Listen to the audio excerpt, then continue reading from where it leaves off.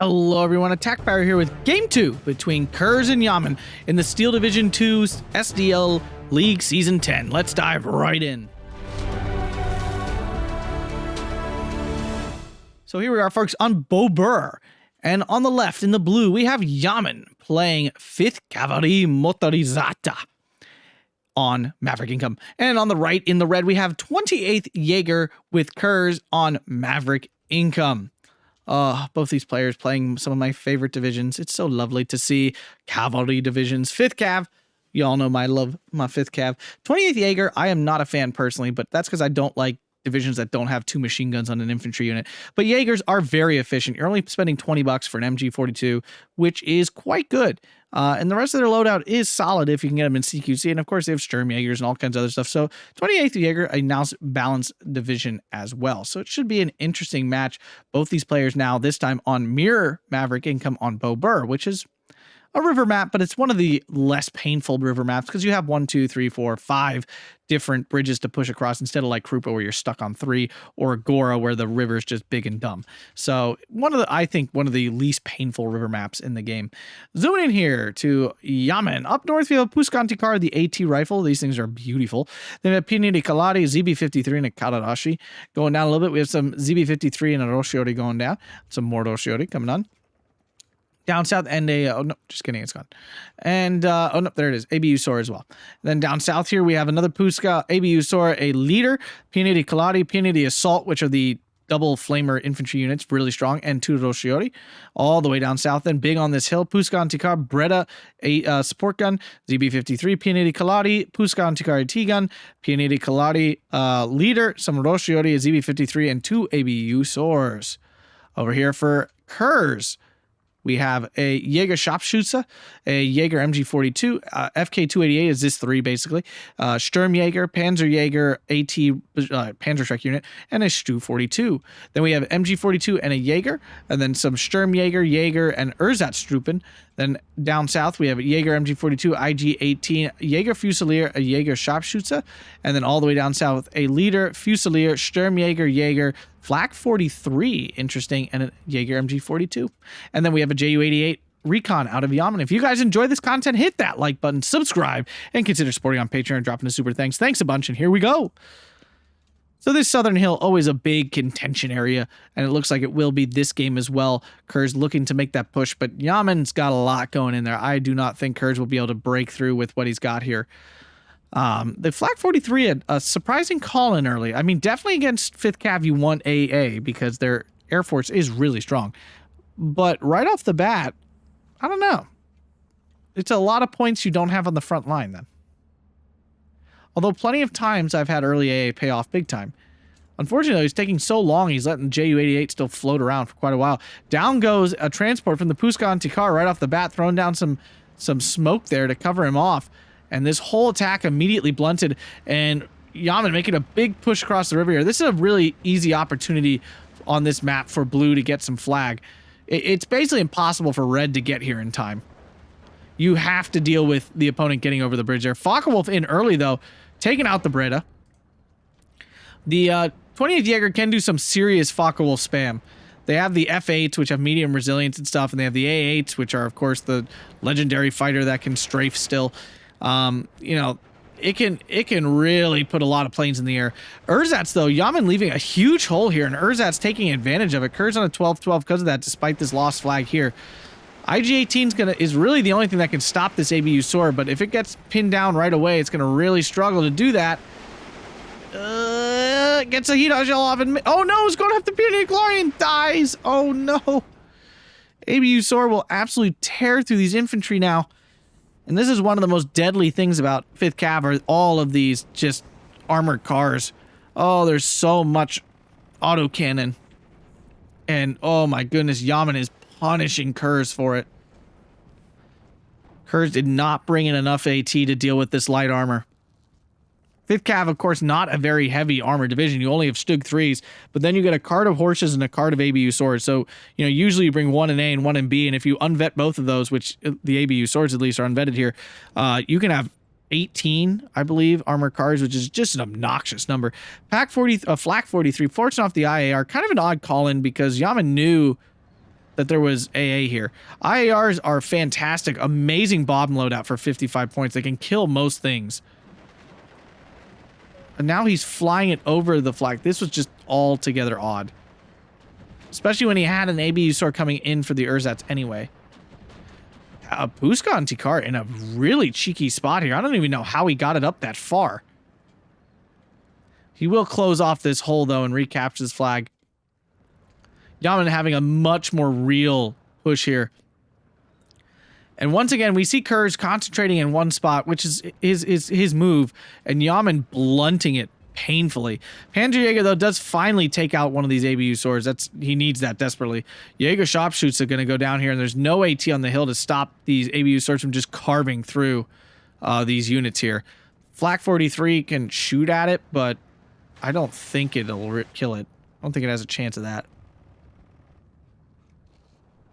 MG42, of course, much better than the ZB, but it is out of cover, so it's going to take suppression much faster. Who's now backing up in a position here? Stug 3 hunting around for these ABU swords. ABU swords staying just in a perfect spot. So you get out of these Div 1 players, they don't leave a lot of things hanging out. Jaeger Fusilier going down.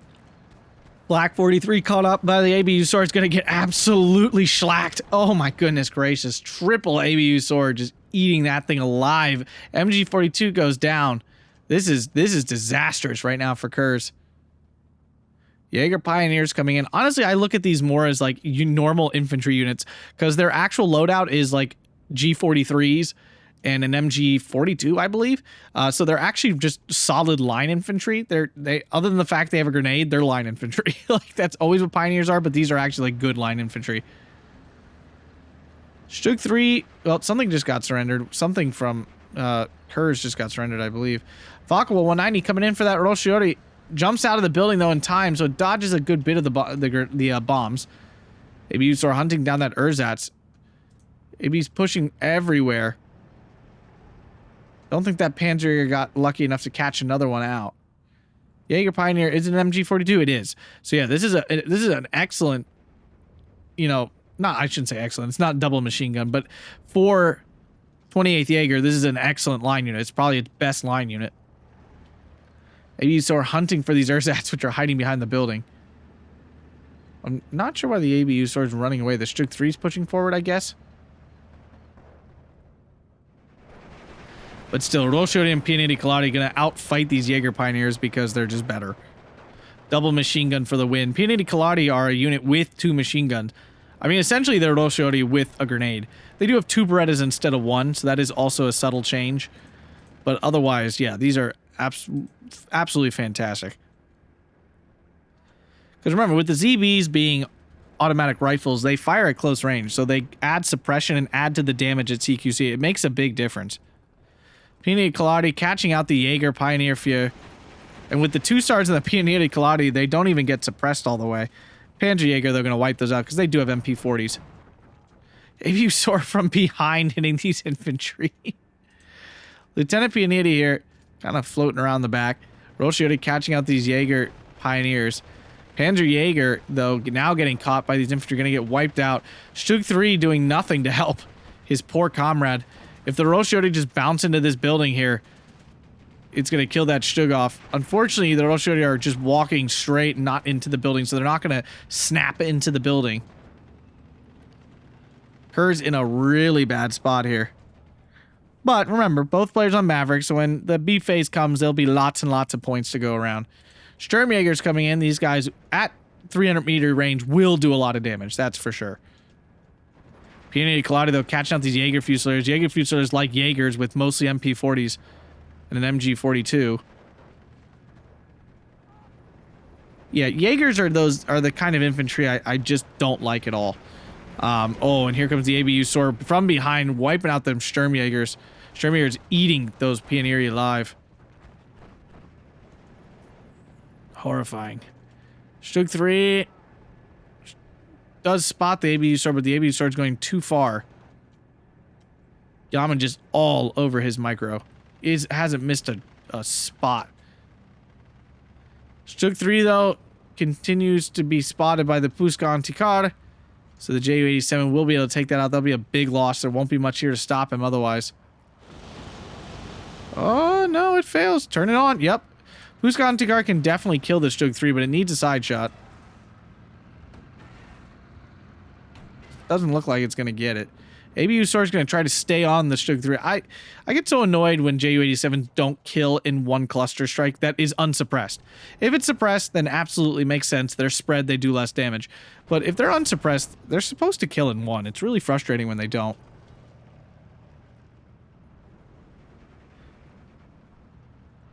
ABU Sword, is it going after the Stug 3? It is.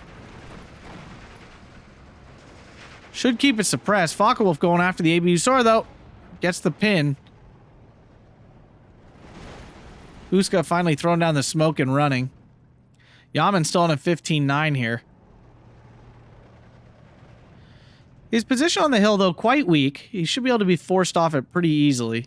But down in the forest here, he's solid. He's not going anywhere.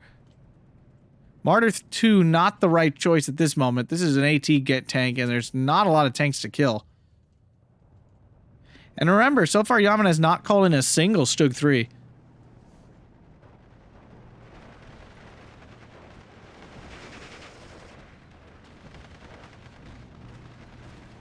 Right at a triple star, it's probably fires so freaking fast. That's funny. ABUs are coming in again. We're coming up to B phase, which will mean that Yaman will get a fresh batch of armored cars in the form of the horses. And I would assume some Stug 3s that it does not appear he's brought in yet. SDKFZ-71, though, in now as well.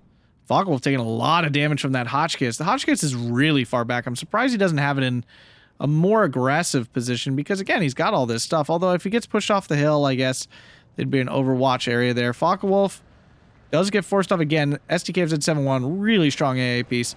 Flak 43, though, now in forcing off that IAR. Good positioning there by Khers. Although Kher is now losing this flag here to the Roshiori. Yaman just making inroads everywhere. Although these pushes into the middle have weakened his southern push enough that Khers is finally squeezing this gap closed. ABU Sword not in a great spot now with this armor sitting around. And here we go into B phase. Remember, both players having piles of points. Here come the horses that I mentioned. Yaman's armored car play has been so devastating. I'm sure he's planning to capitalize on it in B phase. But Khers is a lot more prepared this time. He's got Stugs sitting around everywhere. He's spent a lot more time building up some AT assets now. Although he's still light enough that this ABU Sword is able to bully these Jaegers around. Martyr 2 moving forward on the hunt to kill this freaking thing. Martyr 2... I'm not a huge... It's the, I think it's the least efficient of the Martyrs. You know, you got the Martyr 3, you got the Martyr 1, you got the Martyr 3M. They're all cheaper than the Martyr 2, and I'm confident the only difference, other than the Martyr 3, which is like the special Zis 3 reboard gun or whatever, the rest that have Pack 40s, Martyr 1, Martyr 3M, and this one. This is the most expensive just because it has a little bit more armor, I believe, and that's not worth it because everything still pens it. It's irrelevant that it has 5 or 10 more millimeters of armor. It's completely irrelevant. So, yeah, definitely not a big fan of these because they're often as expensive or even in some cases more expensive than the tanks you're trying to kill. Ju-87 this time does not fail and kills off that Stug 3. Big kill there. Oh, it's 2 of Ju-87, so that's why it definitely didn't fail. Flak Verling coming in now. Very dangerous with no armor on this thing. Although this one has no armor too, so the difference, I guess, is negligible. Although this one's just 15 points less because... I'm assuming it has lower health. I think the Flakverling SF has lower health. One of the Ju-87s does go down, though. Jaeger's pinned down. Catching out this Pack 45 mil. That's pretty bad. Jaegers would absolutely eat these infantry up in the outside here, but unfortunately with that pinning by the Ju-87, which was just coincidental... And now the AB horse is in. Ooh. Khers cannot catch a break. But he does make a huge attack up north. Pushing where Yaman isn't. Good call there. Throwing just a crap ton of infantry at the wall. Hoping to break through. Stu 42 will be able to kill off this horse if it can land the hit. Of course, it's using heat shells, which have 30% accuracy. Now, at this close of range, they should hit with some amount of consistency. But here comes the IARs to smash this push. IARs will kill the battery Fear and kill this Jaeger. That'll be a big loss. No, wow. Kills the Jaeger, but kind of misses the battery Fear a little bit, just enough that it doesn't die. AB Horse forced to back off with the Stu 42 in position. Black 43 trying to get some shots off. Tons of reinforcements coming in. These AB Horses will just tear this apart if he can kill off the Stu 42. And here comes the Ju-87 to do it. You get so many cluster planes in 5th Cav. It's so fun. Not only these, you get the HS-129 clusters, which are very good resilience. Not as good as the Ju-87, especially from a price standpoint. Oh, and there it is. Ooh, that was rough. Now the Hotchkisses are down along with the AB Horses. These infantry are going to get absolutely torn apart. Down south, the same thing is happening. 5th Cav, a really good counter to 28th, because 5th Cav infantry, quite frankly, are just better. They're just straight up better in every way, essentially. And then you have tons of light armor to just bully the crap out of the infantry. And 28th Jaeger, it has some 45 mil AT, but other than the Shug 3s, then it really struggles to deal with these things, as we're watching so clearly here. As Yaman has just absolutely, like, taken Khers to school here in how to feel terrible about clown cars. 17-7 here for Yaman. We're only about 5 minutes into B phase. 7 minutes left here for Khers. Shug 3 getting forced off by freaking just gaggle of AB Horses. Yaman not missing a beat. He's moving in. The Stug is in some sort of glitch. It's not moving. There we go. It's finally like unfrozen itself. Horse is moving in to surrender the Stug. There it is. As long as so when it comes to recon units, do actually know, as a teaching moment here for all of you. Recon units cannot surrender units that are not in their zone. So your recon units, if they come up against something that's suppressed, like this Jaeger, see how the horses are not surrendering this fully suppressed Jaeger? It's because they're in the zone. They're in the red zone. If they move to the blue zone, then the horses can surrender it. But recon units cannot surrender units that are not in your own zone. So just something to be aware of. If you're ever fighting with recon units and they're not in your zone, they will not surrender troops. I've made that mistake on several occasions. Flak Verling in a very dangerous spot as the AB horses hunt around. This one making a run for it. Shug 3. Oh, spotting the Roshodi on the hill. I was like, what is that thing aiming at? This horse almost out of ammo. Horse is very low on ammo. That's their big issue. AB Usor have a lot more ammo to work with. Ju-87 losing its target. Whatever it had. I don't know what it was going for, honestly. Just a pin? I don't know. Focke-Wulf does get his bombs out there, do some suppression to that 45 mil. I think killed off maybe a machine gun. Stug 3 catching out this AB horse. AB horse making a run for it, and it is surviving. Thing is, once it pops out here, it will actually see this Flak Verling, and that will be a devastating loss for Khers. Just one of many, honestly. Although the Flak Verling might kill this horse. It does. Oh my god, it shot like 2 shots! Yeah, the Flak Verling has like no HP. Oh man, wow! It's not a unit you see often, so it's not an interaction I've really ever casted. Back to a 15-9. Khers fighting hard to get back in this thing. Focke-Wulf misses that bombing strike completely. Artillery now. We're seeing the... Oh, the Rashitsas. Interesting. Yeah, they do that. Rashitsas do have infinite range. They can already like the best of them. It's easy to forget because I just absolutely never use them that way. Zis 3 gonna go down though. The AB horses now catching out these remaining infantry. There's once that Zis 3's dead, there's nothing to stop them. Good lord. I've never seen such punishing armored car play. Ju-87 attempts to take out that Stug 3. Stug 3 survives again. Really frustrating. The Ju-87's been very inconsistent. I know they don't always kill a one run. I don't know. I feel like if you're able to get them in there, they should. It's a very strong cluster plane. Getting a cluster plane to actually successfully fly all the way over a tank is not easy, as I'm sure we all know. Jaeger's pouring in. Being only 20 points, you can call quite a lot in at a time. The issue is they're just not good at they're hybrid infantry and they're bad.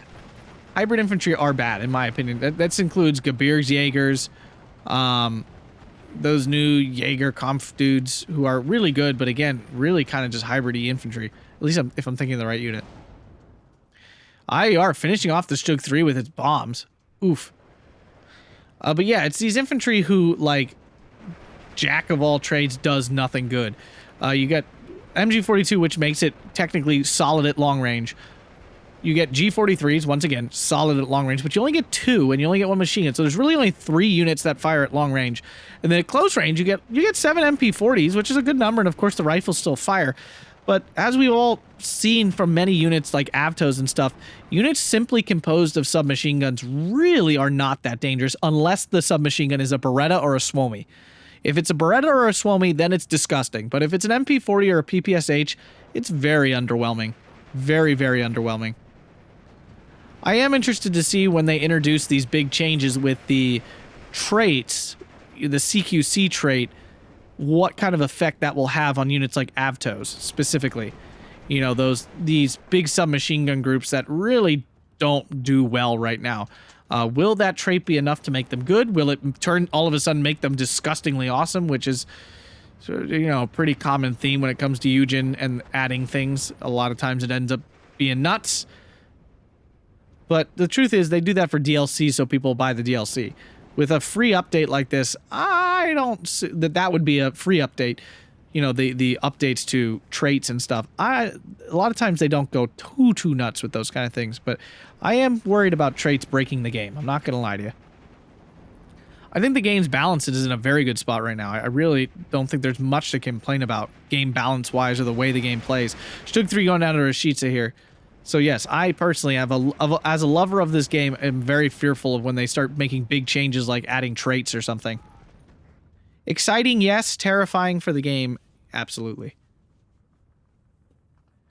Rashica throwing down that HE damage, and Khers here with only 1:20 left, still on the double tick. And Yaman in an overwhelming position here. We're finally into C phase now. Both players have lost their excess income. Blackverling's still alive. Rashica just tearing things apart. Their HE. Yaman now capturing this flag up north as well. And once again, there's just no AT to stop these AB Horches. Can the 25mm triple star stop that Focke-Wulf? It absolutely does. There's an SDK Z7-1 as well. Yeah, so rough game. Here's the 152. And this 152 actually has cluster HE as well, which can actually be very good against infantry in buildings. And Khers finally throws in the towel. Game was basically over. Bobr, 20 minutes and 47 seconds.